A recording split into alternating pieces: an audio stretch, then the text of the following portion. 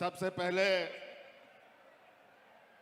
चंदन क्यारी बोकारो जिले के आप सभी माताएं, बहनें, नौजवान साथी, बड़े बुजुर्गों को आज इस कार्यक्रम में उपस्थिति के लिए बहुत बहुत आभार प्रकट करते हुए पुनः आप लोगों को जोहार करता हूं। और हमारे साथ मंच पर गण्यमान्य अतिथिगण हैं, हमारे गठबंधन दल के मंत्रीगण हैं और पदाधिकारीगण हैं, उनका भी हार्दिक अभिनंदन करता हूं। बहुत ज्यादा समय नहीं लेंगे, संक्षिप्त में बातों को रखेंगे और मौसम भी खराब हो रहा है और कार्यक्रमों में भी हमें जाना है। आज हम लोग विशेष रूप से बोकारो जिला के लिए एक नया अध्याय जोड़ने जा रहे हैं। एक लंबे समय से इस विषय पर चिंतन मंथन होता रहा कि बोकारो जिला यह दुनिया के मानचित्र में आजादी के वक्त से ही इसने अलग पहचान बनाया है। एशिया का सबसे बड़ा स्टील प्लांट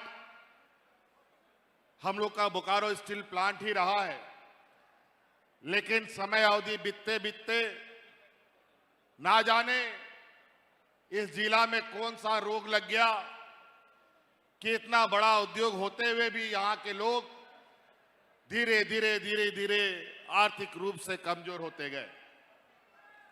और आज हम गांव को देखें और शहर को देखें तो बड़ा ही विपरीत स्थिति देखने को मिलता है कि आज का गांव ज्यों का त्यों जहां आज 100 साल पहले उसी हालात में दिखता है, लेकिन बड़ी ऐतिहासिक संघर्ष इस राज्य का रहा है और इसीलिए अलग राज्य की लड़ाई लड़ी गई कि यहां के कारखाने, यहां के उद्योग और जितने भी यहां पर आर्थिक गतिविधियां होती है उन सब जगहों पर हमारे स्थानीय मूलवासी, यहाँ के आदिवासी लोगों को रोजगार मिले। इसको लेकर हमारे बड़े पैमाने पे यहाँ पर लोग विस्थापित भी होते रहे, लेकिन जब उद्योग लग जाता है तो इसको लेकर के बनने के बाद ना जाने हमारे विस्थापित लोग कहां गुम हो जाते हैं, समझ में नहीं आता। और हमेशा विस्थापित लोग अपना लड़ाई जंग लड़ता कई पीढ़ी गुजार देता है, लेकिन हक अधिकार जो हमें प्राप्त होना चाहिए ना व्यक्तिगत रूप से गांव तक पहुंचा, ना सरकारी रूप में भी हमें किसी तरीके से केंद्र के सहयोग से मिला। बड़ा ही विचित्र है, गरीबों को हमेशा लड़ाई लड़ना पड़ता है। और आज एक एक करके आपका ये सरकार विभिन्न क्षेत्रों में एक नई इतिहास गढ़ते हुए, नया पहचान बनाते हुए यहाँ के जन जन के लोगों तक पहुंचकर हमारे गांव का समृद्धि, किसानों का समृद्धि, गरीब गुरुआ आगे कैसे बढ़े, इस पर हम लोग लगातार काम कर रहे हैं। हम योजना गिनाना शुरू करें तो समय भी बहुत कम पड़ेगा। कई ऐसा गांव आज भी हम लोग का है जहां का लोग ब्लॉक ऑफिस नहीं देखा था, बीडीओ कौन है, सीईओ कौन है, वो सब नहीं देखा था, डीसी एसपी का तो बात का दूर है। इसीलिए हम लोगों ने पहले भी कहा था कि हमारी जो सरकार है, ये सरकार रांची हेडक्वार्टर से नहीं, गांव से चलने वाली ये सरकार है। और इसको लेकर हम लोग समय समय पर आपके बीच में, सरकार आपके द्वार में, गांव गांव, पंचायत पंचायत में, टोला टोला में पदाधिकारियों को भेज करके आपकी समस्या और समाधान करने के लिए वो पहुंचे थे। आज बहुत बड़े पैमाने पर गांव के लोग खुशियों से झूम रहे हैं। आज इस राज्य की आधी आबादी, जिसको हम महिला समूह कहते हैं, आज इस राज्य की आधी आबादी की महिलाओं को हम लोगों ने महिला सम्मान योजना से जोड़ा, जो इस देश में एक इतिहास बना है, जो लगभग 50 लाख महिलाओं को हमने जोड़ा है। आज हमारी बच्चियों को, गांव देहात में गरीब गुरुआ लोग बच्चियों को बोझा समझता है। 10वां 12वां पास होता नहीं है, उसके लिए दूल्हा ढूंढने लगता है। आप बेटी हम लोग की बोझा नहीं बल्कि संपत्ति बन के रहेगी। सावित्री भाई फूलो योजना से हमने उनको जोड़ा है और आने वाला समय में वो इंजीनियर भी बनेगी, डॉक्टर भी बनेगी और वकील भी बनेगी, पत्रकार भी बनेगी।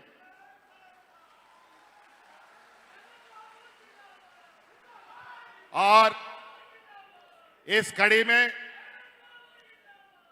आज हम लोग आपके यहां पर बोकारो जिले के सेक्टर 12 में लगभग 700 करोड़ रुपया से बनने वाला, हम लोग के साथ मंत्रिमंडल में रहे, जिसको टाइगर जगन्नाथ महतो भी बोलते हैं, उनके नाम पर जगन्नाथ महतो मेडिकल कॉलेज का आधारशिला आज यहां से रखा जा रहा है। आपको पता है हम लोगों ने सरकार बनाया, कितना चुनौती हम लोगों ने देखा। कोरोना हम लोगों को ढक लिया, पूरा ऐसा स्थिति हो गया कि पूरा देश लॉकडाउन हो गया। हाट बाजार गाड़ी मोटर सब बंद, कोई कहीं नहीं हिल सकता था। उस समय भी हम लोग सोते नहीं थे। अस्पताल का ठिकाना नहीं, डॉक्टर का ठिकाना नहीं, दवा का ठिकाना नहीं, ऐसा बीमारी जिसका आता पता नहीं। हम लोगों को तो माथा खराब हो गया, करें तो क्या करें। लेकिन चौकीदार की तरह 24 घंटा पूरे राज्य में नजर रखते हुए हम लोगों ने इस राज्य को सुरक्षित बचाया। और आपको याद होगा कोरोना के समय में आपका ये भाई हेमंत सोरेन और आपका ये बेटा आपके परिवारजनों को, दिल्ली मुंबई में रह रहे लोगों को कंधा में ढो ढो करके आपके घर पहुंचाने का काम कर रहा था।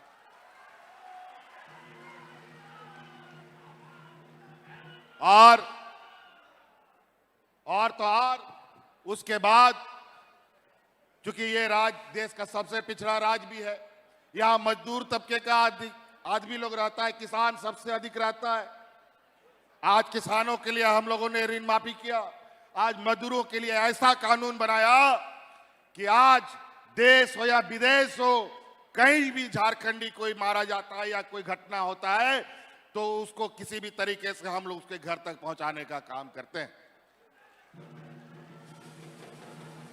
और आज ही एक घटना घटी है। आपके चंदन क्यारी का ही एक नौजवान नासिक में मजदूरी करने गया था, किसी घटना में उसकी मृत्यु हो गई और आज हमारे पोर्टल में इसकी जानकारी मिली और उसके पार्थिव शरीर को सरकार के द्वारा उसके घर तक पहुंचाने का काम भी किया जाएगा।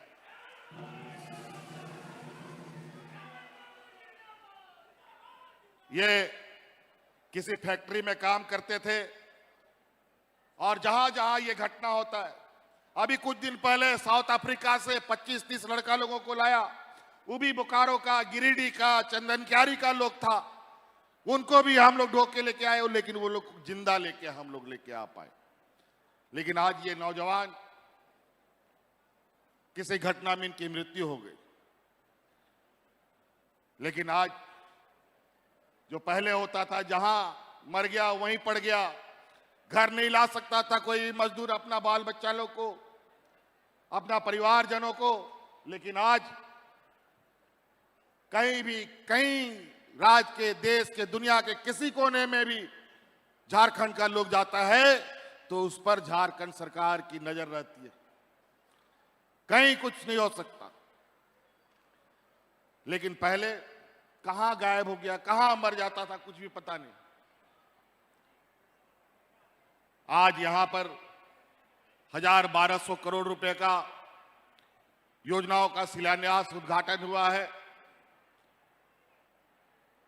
और निश्चित रूप से जिस तरीके से आज हम लोग निरंतर आप लोगों के बीच में गरीब राज होने के नाते गरीब गुरुआ की सेवा में, बूढ़ा बुजुर्गों को पेंशन से लेकर महिलाओं को सम्मान राशि से लेकर के हमारे नौजवानों को पढ़ने लिखने का, किसानों का ऋण माफी से लेकर के हमारे गांव देहात जहां गरीब तबका का लोग रहता है, एक एक रुपया जोड़ जोड़ करके अपना घर द्वार चलाता है, आज उन सभी गरीबों का हम लोगों ने बकाया बिजली भी माफ कर दिया और 200 यूनिट का बिजली भी फ्री दे दिया। हम इसलिए बहुत ज्यादा नहीं कहना चाहेंगे, अभी और भी कार्यक्रम है। हम आप लोगों से जानना चाहते हैं, सरकार बढ़िया काम कर रही है कि नहीं कर रही है, बताओ। आप लोग को अच्छा लगा सरकार का काम? मैया सम्मान अच्छा लगा? सावित्रीबाई फुले योजना अच्छा लगा? आपका आशीर्वाद हम लोगों पर रहेगा ना? चलिए, बहुत बहुत धन्यवाद। अभी चूंकि हम लोग इसलिए बोले क्योंकि अभी 2-3 महीना बाद चुनाव आने वाला है। हम लोग आपकी सेवा में लगे हैं, लेकिन कुछ हमारे विरोधी लोग हमारे गांव देहात में वोट बटोरने के लिए इधर से उधर हेलीकॉप्टर में घूम रहा है। ध्यान रखिएगा, ये हमारे आदिवासी मूलवासी विरोधी कुछ आदिवासी मूलवासियों को अपना पॉकेट में रख करके हम लोगों के बीच में एजेंट बना करके भेज रहा है और हमारे राजनीतिक ताकत को कमजोर करना चाहता है। एक समय था कि हमारे मूलवासी आदिवासी की ताकत, जब यहां पर फैक्ट्रियों में हजारों की तादाद में लोगों का बहाली होता था, लेकिन आज एक बहाली करके देखिए तो पता चलेगा आपका बेटा बेटी का तो बहाली होता नहीं है, लेकिन जो हमारा विरोधी लोग है, जो पूंजीपतियों की जमात, इन लोग का जरूर उद्धार हो रहा है। आज आप लोगों का सेवा करते करते कोरोना काल में हमारे बड़े भाई जगन्नाथ महतो जी का निधन हो गया, हाजी हुसैन अंसारी साहब का निधन हुआ और हमारे इससे पहले पूर्व विधायक और मंत्री राजेंद्र सिंह जी का भी निधन हुआ। और आज इस राज्य को बचाने के लिए इतना बड़ा हमको कीमत चुकाना पड़ा है। अगल बगल राज्य में आम आदमी लोग ऐसा मरता था, लेकिन जानवर मरता था। मिट्टी दफन करने के लिए आदमी लोग को मिट्टी खत्म, जलावन के लिए लकड़ी खत्म, लेकिन इस राज्य में शांतिपूर्वक कोरोना को पार किया। वो इसलिए हुआ कि हमारी महिला दीदी कोरोना काल में गांव-गांव में दाल भात की योजना बना करके हमारे मजदूर भाइयों को मुफ्त खिलाने का काम करता था। और उसी दिन हमने संकल्प लिया कि हम आज इस राज्य की महिलाओं को अपने पैरों पर खड़ा करने का काम करेंगे। और इसी लड़ाई में हमारे विपक्ष लगातार हम पर झूठा आरोप लगाता रहा, हमको 5-6 महीना तक जेल में भी डाल दिया। राजनीतिक रूप से ये नहीं सकते हैं तो ईडी सीबीआई लगा देते हैं ताकि हम लोग आपकी सेवा न कर पाए। ये देश का पहला राज्य है जो सब बुजुर्गों को, जितना भी बुजुर्ग है झारखंड में, सबको पेंशन देने का काम हो रहा है। पहला ये राज्य। आज हमारा बाल बच्चा लोग विदेशों में पढ़ने के लिए सरकार की मदद से विदेशों में पढ़ाई करने जा रहे हैं। आज डॉक्टर बनने के लिए मेडिकल कॉलेज खोली जा रही है, इंजीनियरिंग कॉलेज खोली जा रही है, लेकिन इनको ये रास नहीं आता। ये लोग गरीबों के लिए, उनको पैरों पे खड़ा करने के लिए इनके पास ना आंसू है ना संवेदनाएं हैं। ये लोग इन प्रकारेण अपना व्यापारी मित्रों को मदद पहुंचाने के लिए सत्ता में आना चाहते हैं।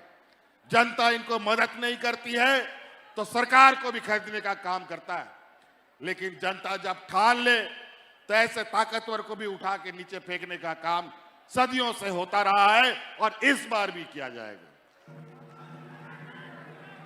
तो इसलिए सभी माताएं बहनें, विशेषकर यहां बच्ची आई है, बताओ, यहां महिलाएं भी आई है, आप लोगों को पेंशन के लिए, राशन के लिए, इन सब का कार्ड बनाने के लिए कितना बीडीओ के यहाँ चक्कर लगाना पड़ता था, ब्लॉक और दलालों का चक्कर लगाना पड़ता था।